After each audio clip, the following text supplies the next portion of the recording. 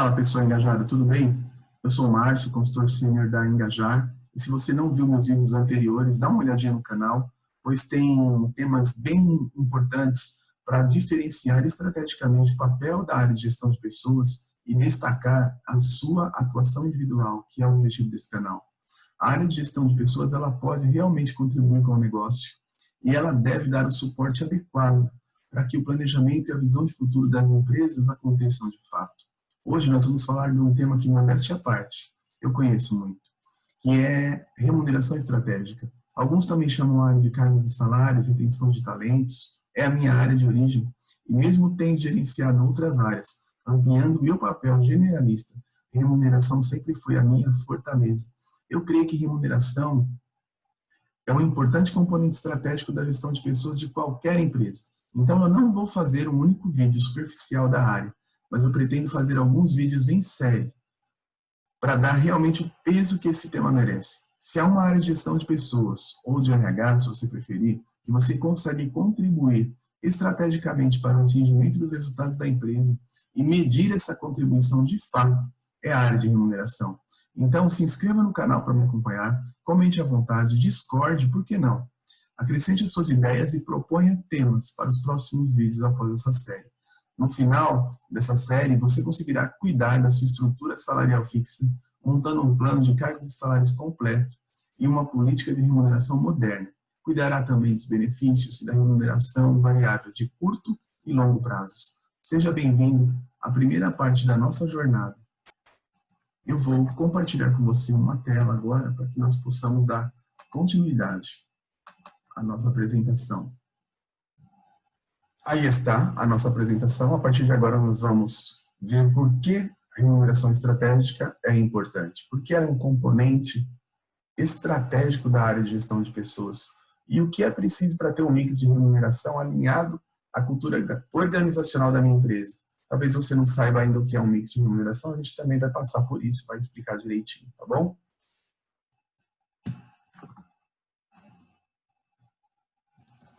Aqui nós temos os principais objetivos de um sistema de remuneração.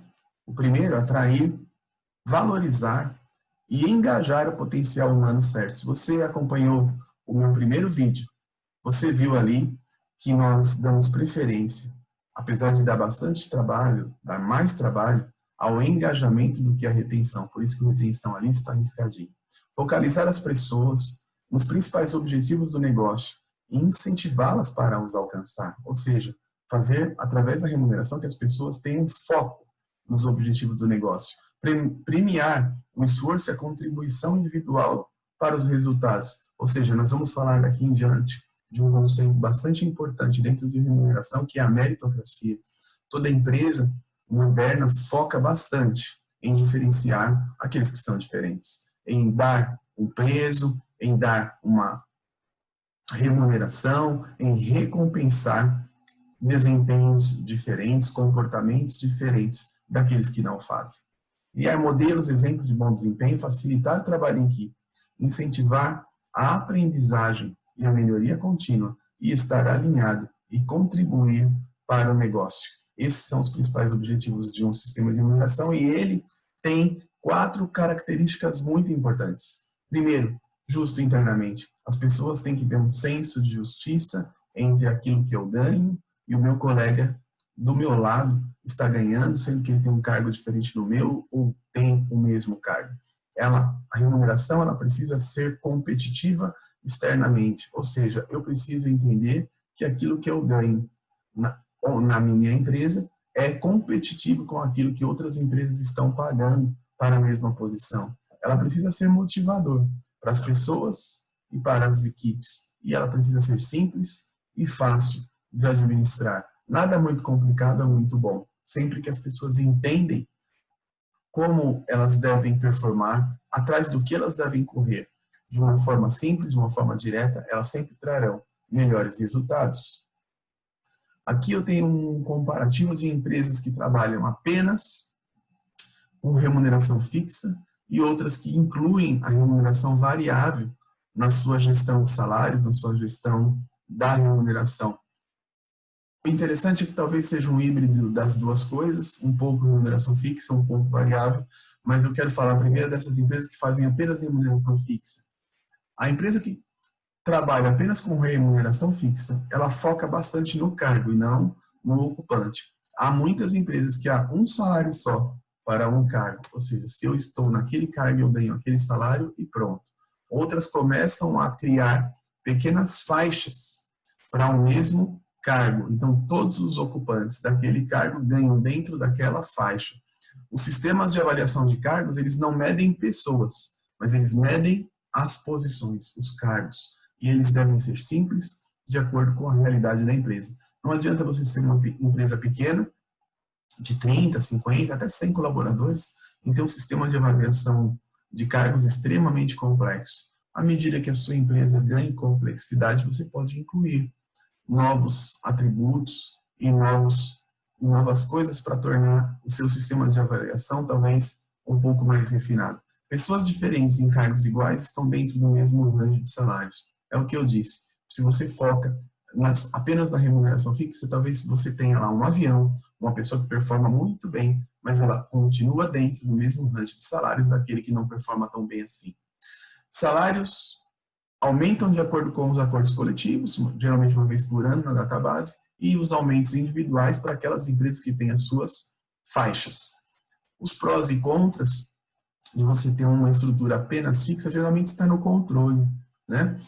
Ela facilita o equilíbrio interno e externo, porque não há questionamentos, o mesmo cargo ganha o mesmo salário, mas ela não apresenta motivação intrínseca, ou seja, se eu performar muito bem, eu vou ganhar a mesma coisa de quem não performa tão bem assim. A meritocracia é bem difícil de ser trabalhada. Facilita a administração dos salários, o seu controle, é claro, não incentiva o espírito empreendedor e aceitação de riscos, ou seja, se eu tenho alguém muito inovador, que aceita riscos, que está sempre querendo romper no seu desempenho, essa pessoa, com pouquíssimo tempo, ela vai se desmotivar, porque outras pessoas que não têm uma atitude tão boa assim, vão ganhar a mesma coisa que ela.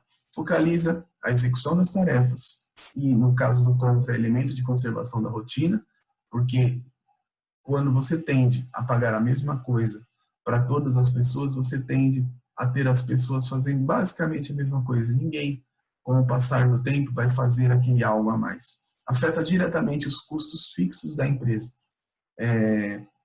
Nesse caso, apesar de estar na coluna de pró, está mais falando sobre a previsibilidade. Você sabe de fato quanto custa a sua folha.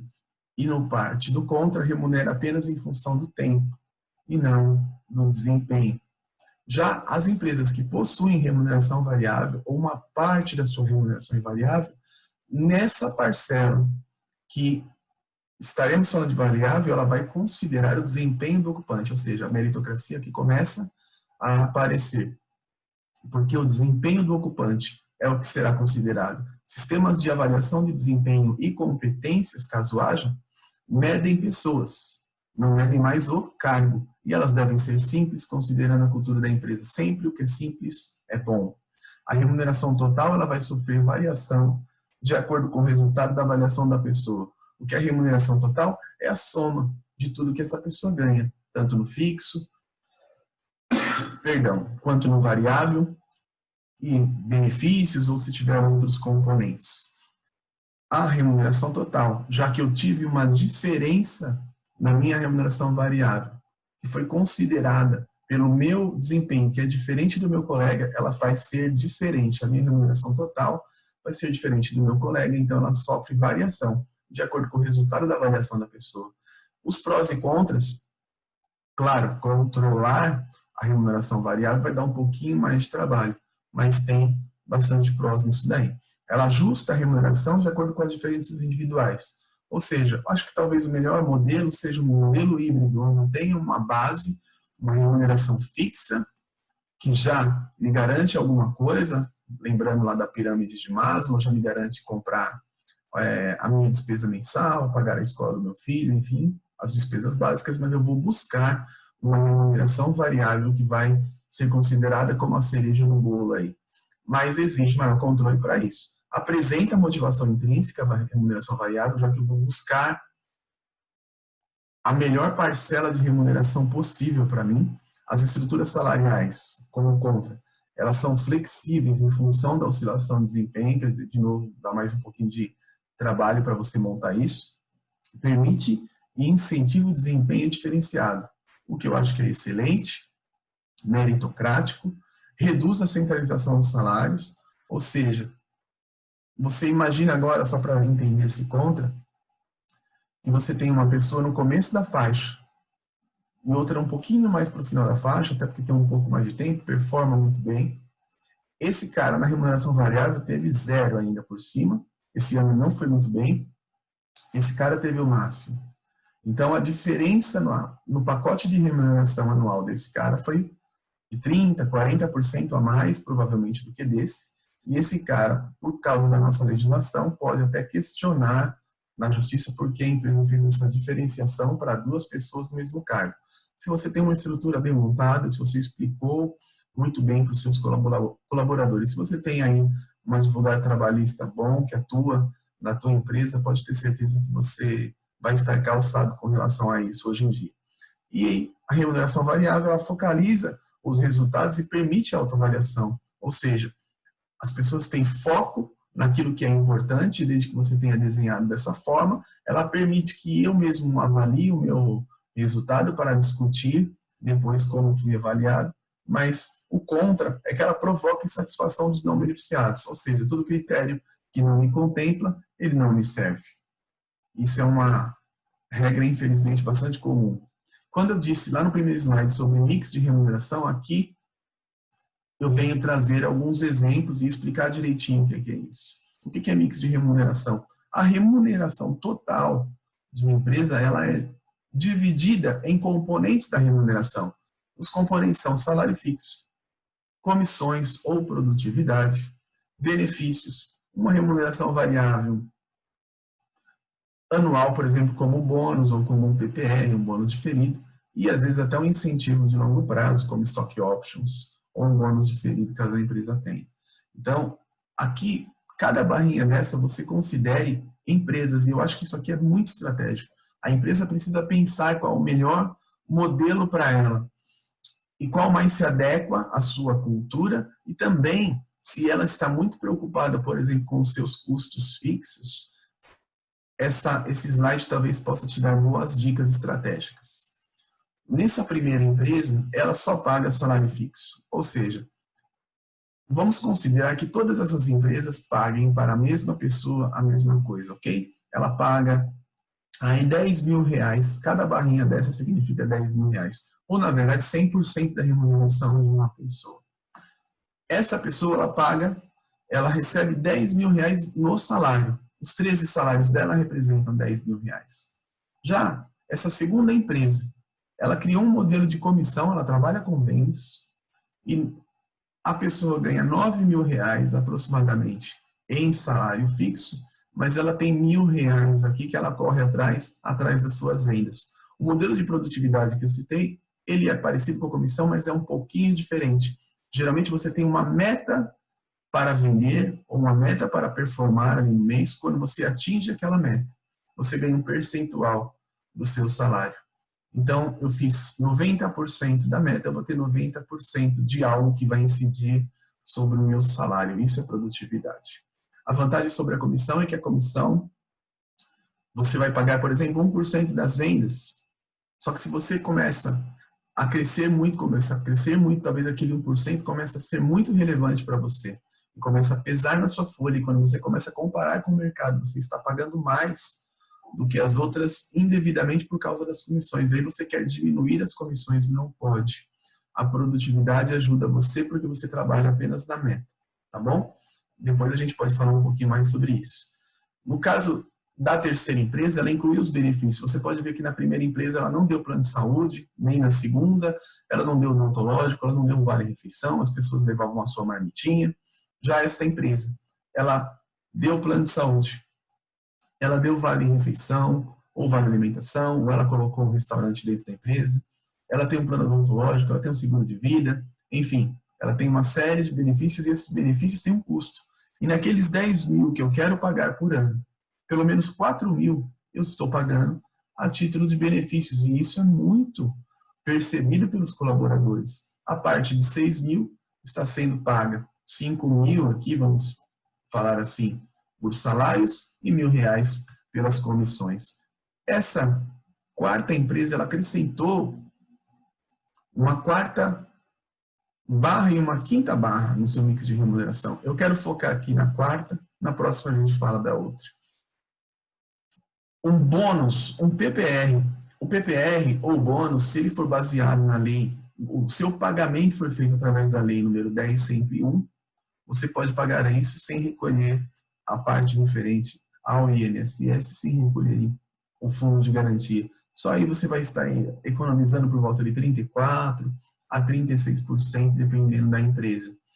Então, é uma remuneração, um dinheiro mais barato, onde você não paga tributos sobre esse dinheiro pago. Então, quando você pensa estrategicamente em pagar os mesmos R$ 10.000, mas agora eu vou pagar uma parcela desses R$ 10.000 a título de PPR, a título de bônus, usando como forma de pagamento a Lei 10.101, eu tenho alguma economia aí tributária para ser feita na minha empresa. Note que perceba que sempre a barra azul, que é de salário aqui, está sempre diminuindo ao longo do que eu vou incluindo componentes, ou seja, menos impostos, menos impactos sobre férias, sobre 13º, sobre médias. É importante pensar num mix de remuneração onde eu tenha um enxugamento na minha folha fixa e eu tenha maiores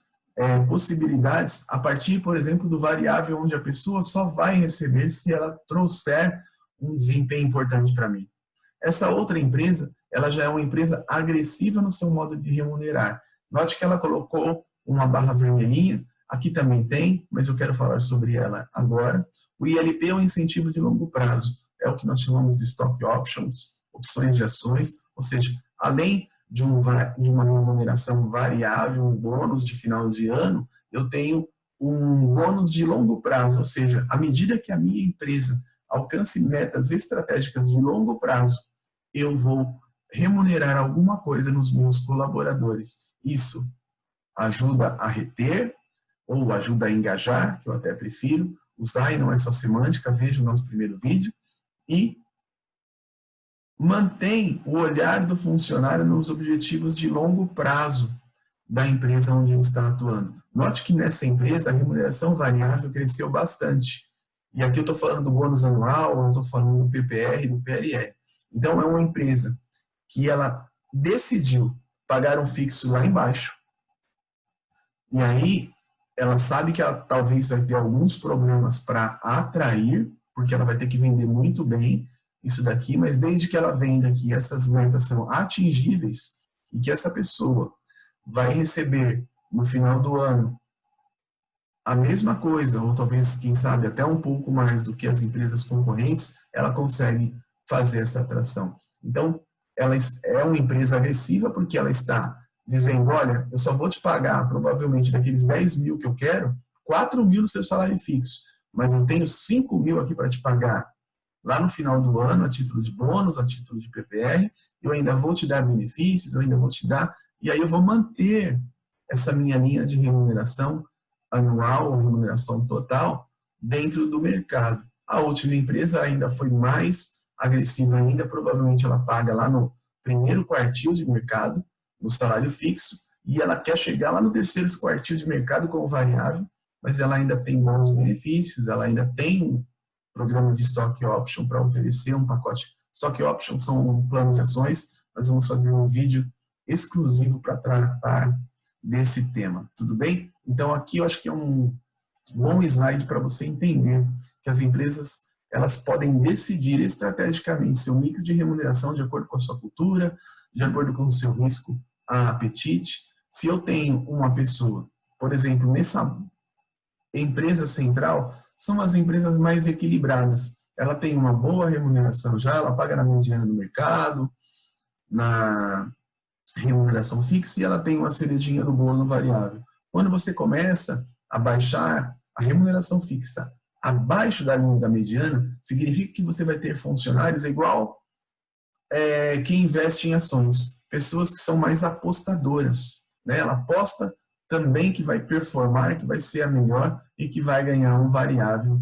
bastante agressivo lá no final do ano, mas o clima organizacional também precisa ser levado em consideração. Essa empresa é muito mais competitiva e pessoas costumam não ficar tanto tempo em empresas muito competitivas, então a empresa precisa pensar sobre isso, versus uma empresa onde as pessoas costumam ficar mais. Ou seja, qual é a decisão da empresa? Ela decidiu rodar, ter um turnover maior ou menor, a estratégia de remuneração pode auxiliar ou pode impactar nisso. Aqui, nesse slide, ele está falando exatamente a mesma coisa do slide anterior, eu só quero reforçar a ideia de eu ter empresas conservadoras, moderadas, agressivas e as que têm agressivas com stock option. Então, uma empresa mais conservadora, ela tem uma ótima parcela da sua remuneração total no fixo.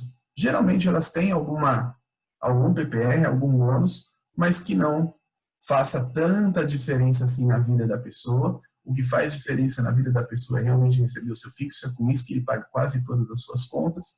E aqui é só a cerejinha do bolo.